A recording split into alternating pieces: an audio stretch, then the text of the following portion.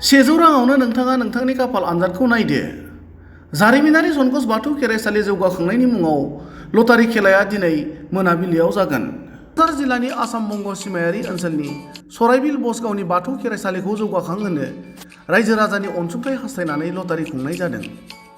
सनकस बाथौ खेराइसालि जौगाखांनायनि मुङाव नोंथाङाबो 100 रांनि अनसुंथाइजों खाफालाव दंब्ला जानो हागौ गंसे बेसेन गोसा गारिनि बिगुमा। लटारियाव दं गंसे टाटा आल्ट्रा बास, Maruti Suzuki Baleno', Maruti Suzuki WagonR, Maruti Suzuki Dzire, Hyundai Exter, Maruti Suzuki Swift, Maruti Suzuki S Presso', Mahindra Thar, Maruti Suzuki Celerio', Tata Tiago', Maruti Suzuki Alto' K10, Maruti Suzuki Grand Vitara आरो मारुति सुजुकी इग्निस। बिदिब्ला नोंथाङा मानो उन जाना थानो? दिनैनो नोंथाङाबो 100 रांजों अनलाइन लटारि टिकेटखौ लादो आरो नोंथांनि खाफाल आनजादखौ नायदो।